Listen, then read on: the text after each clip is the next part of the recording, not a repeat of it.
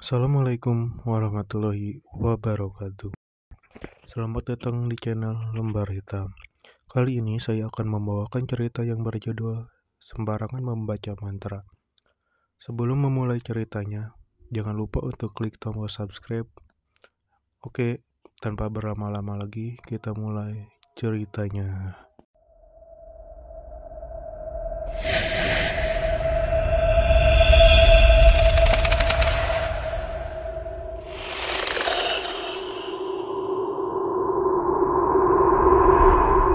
Perkenalkan, aku Ming.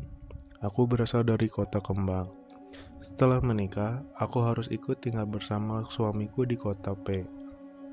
Dan masih harus satu rumah dengan orang tuanya. Karena hubunganku dengan mertua kurang baik, aku meminta suamiku untuk mengontrak saja. Namun, karena keadaan ekonomi kami yang masih belum stabil, kami memutuskan untuk menempati bekas rumah nenek dari suamiku yang baru saja meninggal. Tepat 1 bulan nenek meninggal. Kami merenov rumah tua itu supaya lebih nyaman ditempati dan layak huni untuk keluarga kecil kami. Rumah berdindingkan papan dan beratapkan seng dan baru saja yang si empunya meninggal. Tak apalah, pikirku, daripada harus hidup satu atap dengan mertua. Singkat cerita, hingga aku punya putri, tak banyak hal yang terjadi. Bahkan selimut bekas pakaian nenek saat sakit sebelum meninggal pun kami pakai untuk tidur. Namun, tak ada kejadian mistis apapun. Aku punya hobi di saat waktu luang. Aku suka membaca cerita hantu dari internet. Aku biasa menyimpannya terlebih dahulu sebagai halaman offline sebelum dibaca. Hingga suatu hari, suamiku tertawa-tawa dengan HP-ku di tangannya. Kutanya, apanya yang lucu? Dia menunjukkan sebuah halaman browser cara memanggil hantu lengkap dengan mantra yang berbahasa Sunda, yang menurutnya lucu karena dia tidak paham apa artinya. Aku pun penasaran dan aku coba mengartikannya. Namun, tidak semua kata bisa aku terjemahkan karena mantra itu menggunakan bahasa Sunda kuno. Namun, ada beberapa kata yang bisa kutangkap, yaitu menyerahkan jiwa atau apalah. Aku pun menghapusnya karena menurutku seram. Selang beberapa menit saat kami sedang berbincang, kemudian pintu gudang terbuka dan terbanting dengan sendirinya. Kami sangat terkejut soalnya posisi kami duduk tetap di depan pintu itu. Kami pun seketika diam dan saling bertatapan. Namun suamiku berkata, mungkin aku kurang rapat saat menutup pintunya. Aku mengiyakan walaupun dalam hati aku berani sumpah. Aku tidak pernah membuka pintu gudang karena aku fobia dengan kecoa. Tepat jam 12 malam, aku pun terbangun. Putriku yang baru berumur 8 bulan tiba-tiba menangis dengan kerasnya. Ku gendong, ku susui, segala cara sudah kulakukan untuk menenangkannya.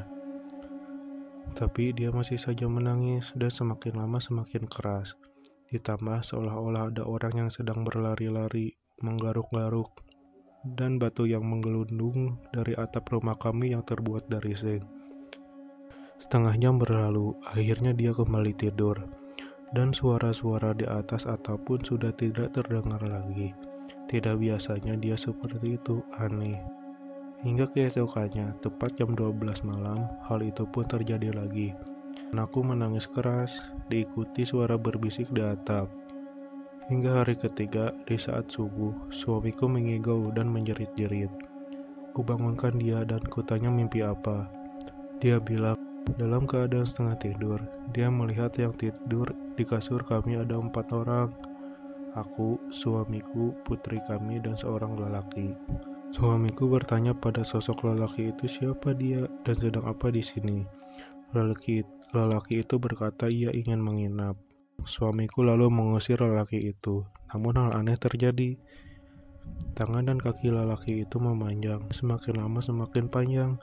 Suamiku terus mengusirnya. Namun sosok itu berkata tidak mau pergi.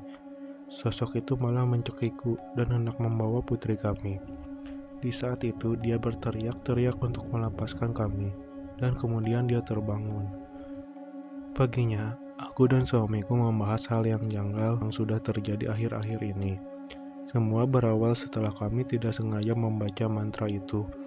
Astaga, kami ingat menyerahkan jiwa karena takut hal ini terus terjadi dan berdampak buruk untuk anak kami. Kami memutuskan untuk memanggil seorang nenek tukang pijat bayi dekat rumah kami.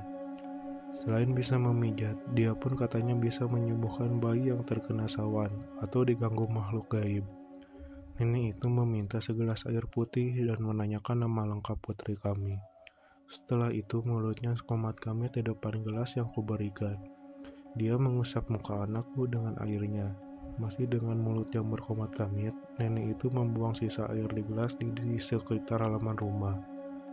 Sebelum nenek itu pergi, dia menyarankan untuk menabur garam di sekeliling rumah, sambil membaca doa sebisanya, dan ketika saat maghrib tiba, jangan membawa anak kami keluar.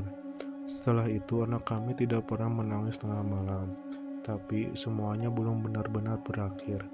Memang tidak ada lagi kejadian aneh di dalam rumah kami, namun di luar, di atap rumah kami, hingga kini, terkadang kami masih mendengar ada sesuatu yang menggaruk-garuk atap rumah.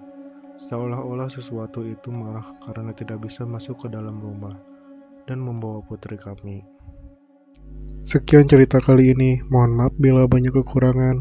Jangan lupa untuk like, komen, dan subscribe-nya. Sampai jumpa di cerita berikutnya. Wassalamualaikum warahmatullahi wabarakatuh.